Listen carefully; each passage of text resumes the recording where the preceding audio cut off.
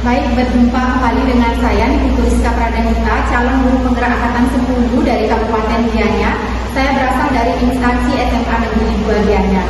Nah, hari ini saya ditemani oleh Ibu Wira Santi dari SMA Negeri 2 Gianyar. Selamat siang Bu Wira. Selamat siang. Bagaimana kabarnya hari ini Bu? Baik sekali. Baik Bu Wira, kali ini kita akan mengadakan percakapan pra-observasi. Tujuannya adalah untuk persiapan lebih awal ketika nanti Ibu melaksanakan kegiatan pembelajaran yang akan saya observasi di dalam kelas Bu ya. Nah, tujuannya adalah untuk mengetahui dan mengevaluasi kegiatan pembelajaran di dalam kelas. Nah, ada beberapa pertanyaan yang akan saya nanti tanyakan pada Bu Wira ya. Yang pertama, apa tujuan pembelajaran yang akan Bu Wira capai Bu? Nah, berdasarkan modul yang sudah saya buat, tujuan pembelajaran yang pertama itu siswa dapat menganalisis peran tiap komponen ekosistem. Yang kedua, siswa dapat menjelaskan interaksi antar komponen, baik itu komponen abiotik maupun komponen biotik. Terus yang ketiga, siswa dapat membedakan tipe piramida ekologi. Baik, nah jadi ada 3 tujuan pembelajaran ya Bu ya yang akan Ibu capai nanti pada saat observasi. Nah, sekarang pertanyaannya, area pengembangan yang ingin Ibu capai itu seperti apa Bu? Area pengembangan yang ingin saya capai itu ada 2. Yang pertama pengembangan biologi, kemudian pengembangan keterampilan proses, yaitu siswa dapat merangkum peran komponen-komponen dalam ekosistem. Berarti ada tadi peran area pengembangan, Ya, pengetahuan dan keterampilan proses. Siswa dapat merangkum peran-peran komponen ekosistem. Ya, baik. Jadi area pengembangan yang nanti Bu Wira akan ingin capai pada saat observasi itu adalah pengetahuan dan keterampilan Bu Wira ya. Nah, sekarang bagaimana dengan rencana pembelajaran yang akan Bu Wira lakukan di dalam kelas tersebut? Jadi maksudnya apa metode pembelajaran yang akan digunakan, kemudian model pembelajaran apa yang akan digunakan di dalam kelas, serta strategi apa yang akan digunakan? Strategi pembelajaran yang saya gunakan itu adalah strategi berdiferensiasi. Itu berdasarkan kesiapan belajar siswa yang dipadukan dengan pembelajaran sosial emosional. Kemudian saya juga akan membagi siswa ke dalam kelompok sesuai dengan kemampuan, keterampilan, dan juga keaktifan siswa di kelas. Terus model pembelajaran yang saya gunakan itu adalah model pembelajaran berbasis masalah atau problem based learning. Nah, untuk metodenya saya menggunakan diskusi kelas, kemudian tanya jawab, dan juga penjelasan siswa. Baik, jadi yang digunakan nanti strateginya adalah pembelajaran berdiferensiasi yang diintegrasikan dengan pembelajaran sosial emosional. Kemudian untuk masalah model pembelajaran yang akan digunakan nanti adalah problem based learning atau PBL ya. Kemudian untuk metode yang digunakan diskusi, tanya jawab, serta penjelasan. Kemudian bagaimana dengan media pembelajaran yang akan Bu Wira gunakan nih di dalam kelas? Rencananya saya menggunakan media pembelajaran PPT, terus ada LKDP atau lembaga peserta didik, dan juga laptop. Baik. Nah, kemudian Bu Wira kapan nih Bu Wira akan melaksanakan kegiatan pembelajaran tersebut? Jadi kapan harinya, kemudian di kelas apa, di jam berapa Bu? Saya nanti ada jam minggu depan di kelas 4 pada pukul 12.50 sampai jam 2.00 atau di jam terakhir pelajaran. Baik. Nah, jadi Bu Wira laksanakannya nanti di minggu depan, berarti hari Rabu Bu ya, di jam 9 dan 10 di kelas 10.4. Baik Bu Wira, nanti kita bertemu lagi Bu Wira ya di minggu depan. Jadi nanti saya akan ditemani juga oleh pengajar praktik saya. Nah, nanti mau dipersiapkan dengan baik Bu Wira. Kemudian pertanyaan terakhir, apa nih kira-kira yang Ibu dapatkan dari kegiatan hari ini? Saya mendapatkan gambaran media apa yang saya gunakan, kemudian saya sudah bisa menyiapkan dari sekarang. Baik, baik Bu Wira, terima kasih banyak untuk hari ini Bu ya. Ya, jadi semoga nanti minggu depan kita bisa bertemu dan semuanya sudah dipersiapkan dengan baik ya Bu ya. Baik, akhir kata saya ucapkan ucapkan selamat siang ya, dan terima kasih banyak.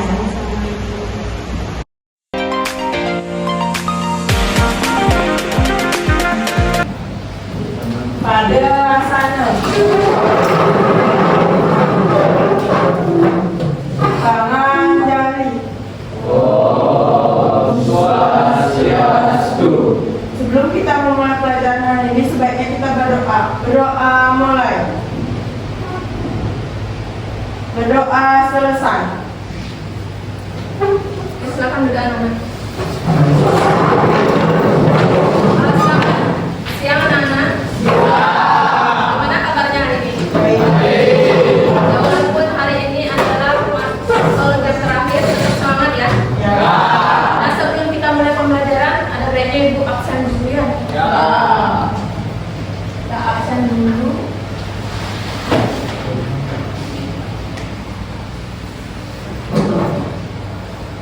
Wayan Sute Arnyana Putra,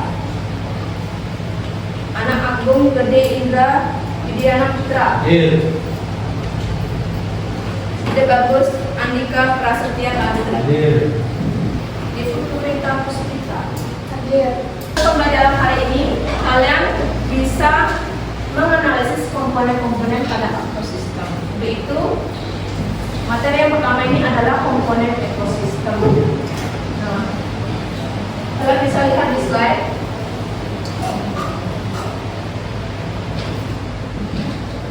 Nah, apa itu ekosistem? Ekosistem adalah suatu hubungan atau interaksi antara komponen satu dengan komponen lainnya, baik itu komponen abiotik maupun komponen biotik, komponen yang hidup maupun komponen yang tidak hidup. Nah, komponen ini itu berinteraksi secara terorganisir, secara dinamis, sehingga membentuk suatu kehidupan. Nah, ekosistem itu baik ekosistem darat maupun ekosistem perairan itu memiliki komponen-komponen dasarnya. Komponen-komponen apa aja itu? Pada dasarnya ekosistem itu memiliki komponen apa? Tadi abiotik dan komponen abiotik. Nah, sekarang kalian dalam kelompok memiliki tugas untuk menganalisis komponen apa yang termasuk abiotik, komponen mana yang termasuk biotik. Sekarang Ibu akan memberikan lembar kerja biologinya ya, mengenai komponen ekosistem. Terus perwakilan kelompok silakan maju untuk mengambil. Ya. Sebelum kita lakukan LKDP ini, kita ice breaking dulu kan? Tadi kan sudah gemuk rasanya dapat pelajaran yang sebelumnya. Bersedia? Tidak.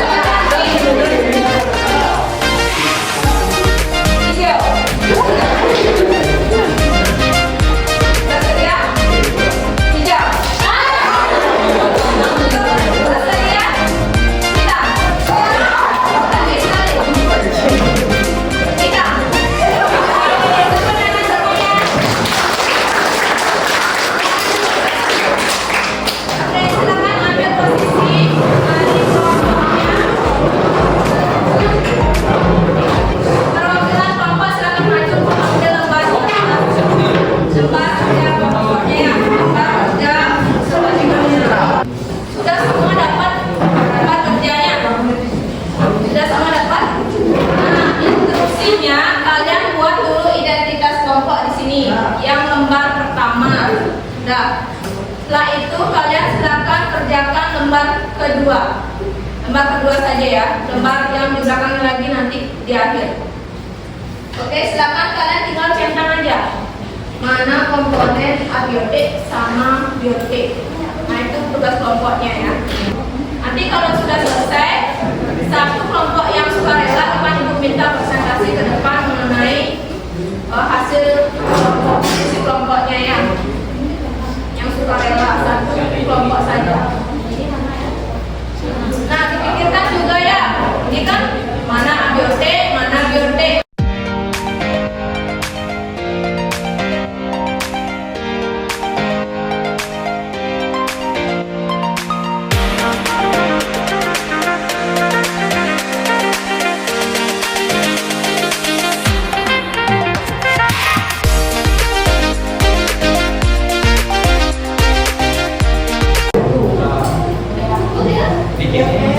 Sudah ada yang selesai? Ada yang mau sukarela untuk maju mempresentasikan hasil diskusi kelompoknya? Ada yang mau sukarela? Kita cari 2 kelompok untuk presentasi. Yang mau nanti dapat nilai ya. Dapat nilai nanti. Maju. Mau ya. Silakan maju. Jadi komponen yang pertama adalah tanah asam. Tanah asam ini termasuk komponen abiotik karena mengandung zat garam yang cukup tinggi. Nomor 2, tanah mawar. Tanah mawar termasuk biotik karena masih ada kandungan alami dalam tanahnya. Bertiga, sampah daun. Sampah daun termasuk abiotik karena merupakan sisa-sisa penyerapan dari karbon dioksida.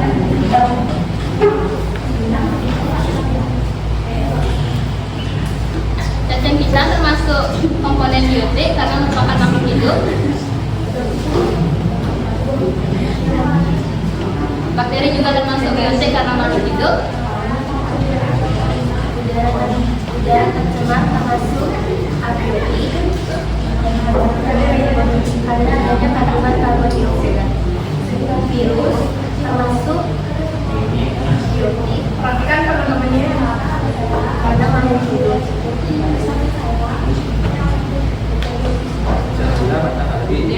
Termasuk abiotik karena mengandung karbon dioksida. Manusia termasuk probiotik karena hidup. Budaya laut masuk ke dalam probiotik karena mengandung zat garam dan zat lainnya. Sekian dari presentasi kami. Apakah ada yang ingin dikritik? Tidak ada. Ya, silakan duduk. Terima kasih semua. Komponen sampah daun termasuk komponen abiotik. Komponen cacing kita termasuk komponen biotik. Komponen ekosistem bakteri termasuk biotik. Udara tercemar termasuk biotik.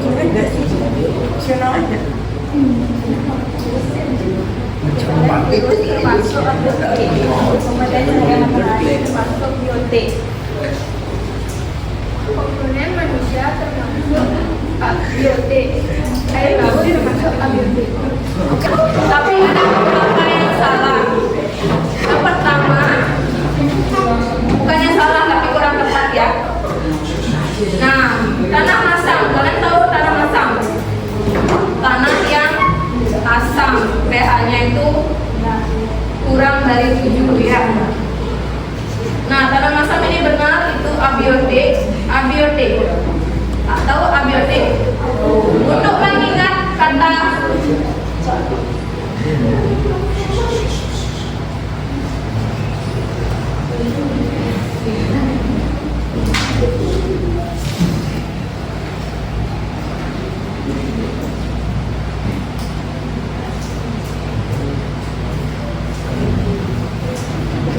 nah, kadang kan kita lupa nih kalau udah pelajarannya lama biasanya lupa kan, apalagi 6 bulan di akhir semester itu lupa. Nah, untuk mengingatnya kalian tinggal ingat kata depannya aja.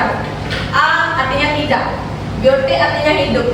Jadi abiotik itu komponen yang tidak hidup, sedangkan biotik aja itu adalah komponen yang hidup. Biasanya kan ada tulisan abnormal, tidak normal ya. Kan depannya A juga. Nah, itu bisa dijadikan referensi untuk mengingat ya. Tapi mungkin maknanya tidak serupa. Oke, nah untuk sampah daun abiotik? Ada yang jawab biotik? Jawaban yang tepat itu adalah abiotik, karena sampah daun itu sel-selnya sudah mati, dia sudah mulai terurai di lingkungan, jadi dia abiotik, tidak hidup lagi sel-selnya yang ada, dia termasuk abiotik. Kemudian cacing pita. Cacing pita ini biasanya ada di mana? Ada di perut sapi, kadang-kadang juga ada di perut manusia ya. Ini adalah cacing parasit, termasuk kelompok kainnya, kelompok parasit. Kalau misalnya kena cacing pita, ciri-cirinya gimana? Orangnya kurus ya, makan banyak tetap kurus.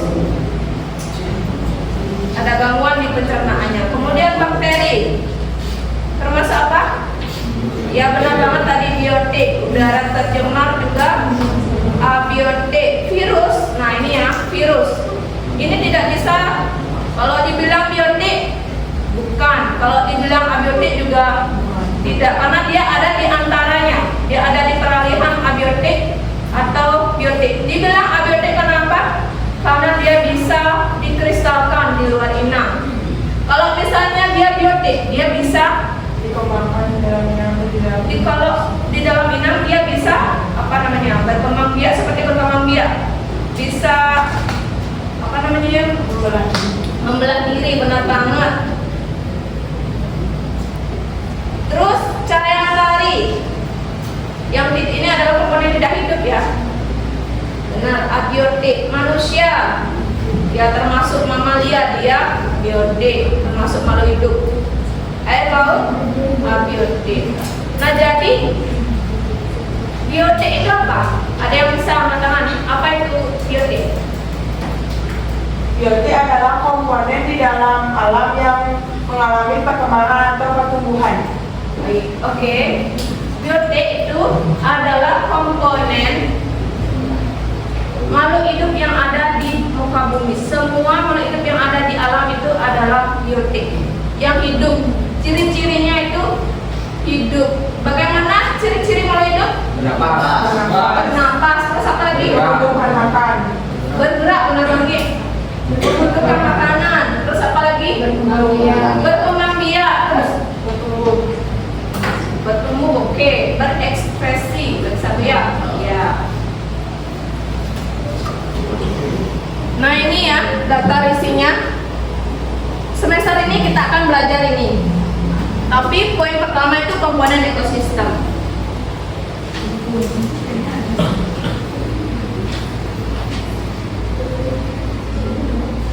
Nah ini sudah Ibu jelaskan tadi ya. Komponen ekosistem itu terdiri dari komponen abiotik dan biotik.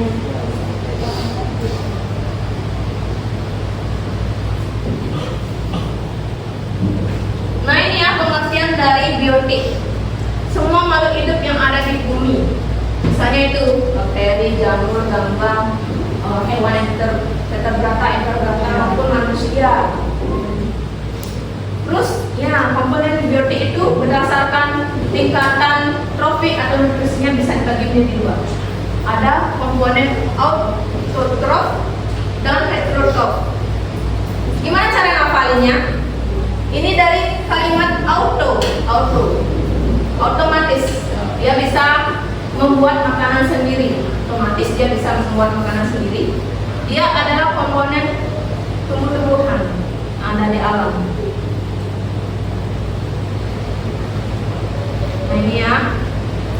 Ini komponen autotrof adalah komponen organisme uniseluler atau multiseluler yang memiliki klorofil. Dia bisa menghasilkan makanan sendiri. Nah, fotosintesis hasilnya apa? Iya, makanan, karbohidrat dan oksigen yang kita gunakan untuk respirasi atau bernafas. Terus sebelum fotosintesis, tumbuhan itu menggunakan apa? Bagaimana? Apa yang digunakan oleh tumbuhan untuk berfotosintesis? Sinar matahari. Terus apa lagi? Udara ya.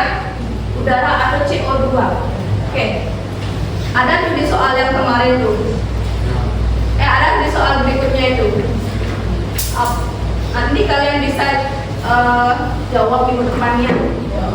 Nah ini ya contoh dari komponen autotrof, ada fitoplankton, ganggang, tumbuhan lumut, tumbuhan baku, dan tumbuhan berbiji. Semuanya kan hijau-hijau nih, dia memiliki klorofil.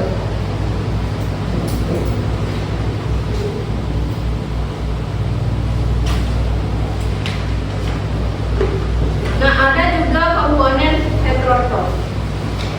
Nah ini adalah komponen yang selama hidupnya itu selalu bergantung dengan makhluk lain. Bergantungnya apa? Bergantung memanfaatkan bahan organik yang disediakan oleh organisme lain sebagai makanannya. Jadi dia tuh nggak bisa buat makanan sendiri, jadi dia harus memakan organisme lain untuk kelangsungan hidupnya. Misalnya di sini ada konsumen tingkat pertama atau konsumen primer yang kita sebut. Kemudian konsumen tingkat sekunder, konsumen tingkat 2, dan konsumen tersier, konsumen tingkat 3. Nah, umumnya konsumen tingkat pertama ini adalah hewan herbivora. Apa itu hewan herbivora, Mas Ina? Iya, hewan yang memakan tumbuhan. Itu konsumen tingkat pertama. Lalu konsumen tingkat kedua itulah hewan yang memakan konsumen tingkat pertama atau hewan karnivora kecil. Nah ini hewan karnivora kecil nih. Terus konsumen tingkat ketiga, dia adalah hewan yang memakan konsumen tingkat kedua. Dia makan ini. Dia adalah karnivora yang besar. Arus energi dalam suatu ekosistem. Nah, pertama produsen tumbuhan berklorofil yang semuanya berwarna hijau itu, dia membuat makanan sendiri. Terus dia dimakan oleh konsumen tingkat kedua. Konsumen tingkat pertama ini akan mendapatkan 10% dari energi yang didapatkan oleh produsen pertama. Produsen dia mendapatkan 100% energi yang didapatkan oleh tumbuhan itu. Artinya misalnya dia menghasilkan makanan, dia dapat 100% kan itu. Ini konsumen tingkat pertama dia hanya dapat 10% dari dia memakan produsen itu. Kemudian begitu juga berlanjut ke konsumen tingkat 2, dia hanya dapat kurang dari 10, berarti 80% dari konsumen pertama, terus berkurang sampai jadi sampah organik. Ini misalnya nanti konsumen ketiga dia akan jadi sampah organik yang sudah diolah oleh dekomposer, kemudian dibusukkan oleh mikroorganisme dan digunakan lagi oleh produsen. Itu terus berputar siklusnya. Menyimpulkan apa yang sudah kita pelajari hari ini atau kesimpulan dari materi hari ini, misalnya apa itu ekosistem, apa itu biotik dan abiotik. Ada yang bisa? Apa yang sudah kita pelajari hari ini? Kesimpulan pembelajaran hari ini, apa yang sudah kita pelajari hari ini? Ya, angkat tangan satu aja. Yang tadi yang sudah kita pelajari apa itu? Ya, kita mempelajari tentang apa itu ekosistem. Ekosistem adalah interaksi antara satu komponen dengan komponen lain. Jenis-jenis komponen dalam ekosistem yaitu komponen biotik ialah komponen yang hidup, komponen abiotik adalah komponen hidup. Lalu mempelajari penguraian yang dilakukan oleh dekomposer yang contohnya fungi atau jamur. Lalu mempelajari deviator yang memakan sisa-sisa penguraian. Ya. Benar sekali ya. Hari ini kita sudah belajar yang namanya komponen ekosistem, baik itu komponen abiotik, biotik, kemudian bagaimana interaksi antar komponen serta skema siklus materi atau arus energi dalam ekosistem. Oke anak-anak, terima kasih atas perhatiannya. Ada pertanyaan tentang materi yang sudah Ibu jelaskan? Ada pertanyaan? Ya. Oke. Oke anak-anak, untuk hari ini sekian materinya. Tugasnya minggu depan kalian buat rangkuman materi yang sudah kita pelajari hari ini. Bisa kalian buat dengan video atau dibuat videonya. mengenai materi hari ini, atau bisa juga menggunakan voice note. Nanti tugasnya dikirim ke grup belajar biologinya ya. Untuk materi selanjutnya itu adalah interaksi antar komponen, baik itu komponen biotik maupun abiotik. Nah, sekarang kita akan lakukan sedikit post test ya. Kalian silakan siapkan satu lembar kertas. Nanti yang nomornya ganjil silakan keluar dulu ya. Yang nomornya genap tinggal di kelas. Silakan. Oke anak-anak, terima kasih atas perhatiannya untuk pelajaran hari ini. Kita akhiri pelajaran dengan doa. Silakan ketua kelas. Pimpin doanya.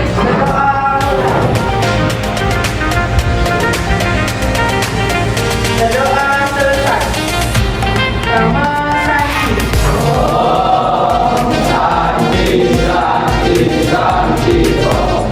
Sampai jumpa minggu depannya.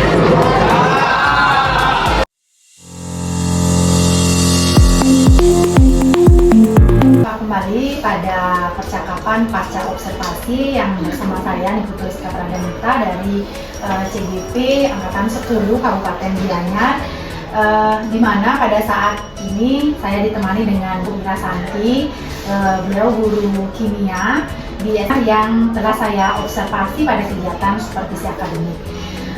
Dan saya juga ditemani oleh Bu Madi Susiawati selaku pengajar praktik pada pendidikan calon guru penggerak angkatan 10. Nah, Om Swastiastu, bagaimana kabarnya Bu Ira? Baik. Pada kesempatan ini izinkan saya memberikan beberapa pertanyaan kepada Ibu Ira terkait dengan jalannya proses observasi yang sudah Ibu lakukan dengan tujuan untuk mengevaluasi sejauh mana proses pembelajaran yang sudah Ibu laksanakan di dalam kelas. Nah, pertanyaan yang pertama, Bu Ira, bagaimana perasaan Bu Ira terkait dengan jalannya kegiatan observasi kelas yang sudah berlangsung? Perasaan saya awalnya sedikit tegang, tapi alhamdulillah berjalan dengan lancar. Ya, baik Bu Ira. Jadi Asongkara berjalan dengan lancar, Bu ya. Nah, bisa nggak Ibu ceritakan kembali area pengembangan apa saja yang sudah Ibu lakukan di kelas?